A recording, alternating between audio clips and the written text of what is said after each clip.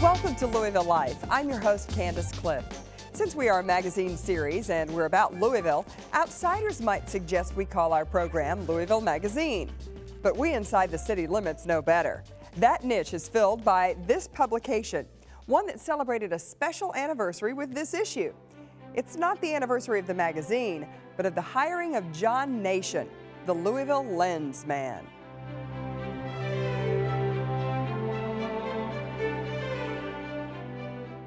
Anyone who's been a fan of Louisville Magazine over the years would find it hard to separate photographer John Nation's work from the magazine itself.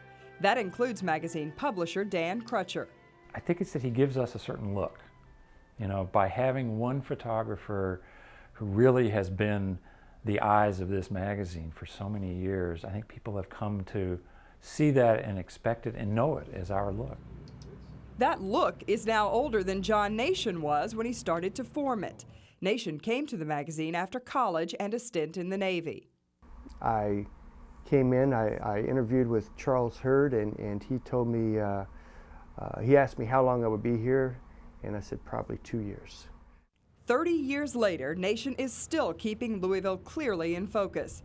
And the magazine, whose covers and pages he's filled, has set aside space for a retrospective of his work. We had a little slideshow that he did for us in our conference room and really got a lot of the staff gathered around, and it was great to see, because these were a lot of shots, you know, we hadn't seen before. A lot of them were before any of us had been here.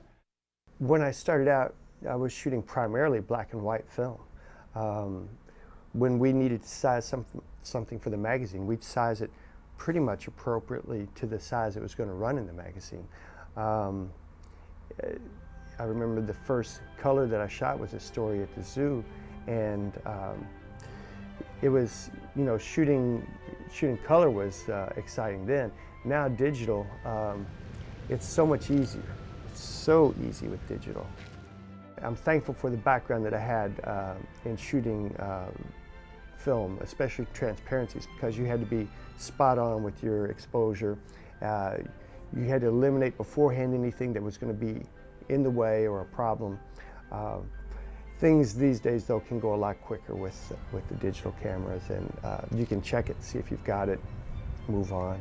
Though he hasn't moved on from Louisville and the magazine, his work has also taken him to Russia, Romania, and every derby since the mid-1970s. Derby is extremely busy. It's packed. It's a lot of fun. I enjoy especially being up early and seeing the horses practice at dawn. I like to see the people that are there and the crowds. The celebrities, I can live without the celebrities, but I know they certainly add a flavor that draws a lot of people to come to it. It adds a good feel for the Derby, and it wouldn't be the Derby without them. I personally don't like to cover the celebrities.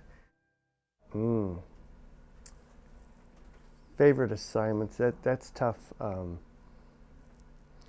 know, I always like travel.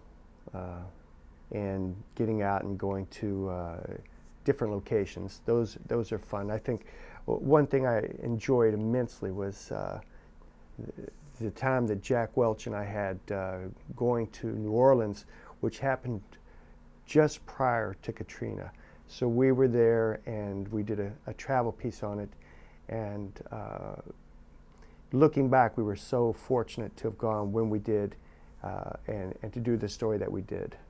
Nation is also fond of food shoots. He says his recipe for success with these images involves collaborating with the chef. And the chefs here are very creative. They're very generous, and they want to work with you, and they'll put something out, and we'll share ideas. And we have little tricks that we do. It becomes a lot of fun to shoot together. And then quite often you get to taste it, and that's an added benefit.